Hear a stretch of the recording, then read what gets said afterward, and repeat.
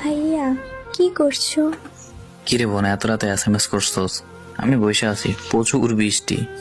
ভাইয়া, বিদ্যুৎ চমকায় অনেক অনেক ভয় করতেছে। কেন, বাসায় কেউ নাই? তো শাশুড়ি কই?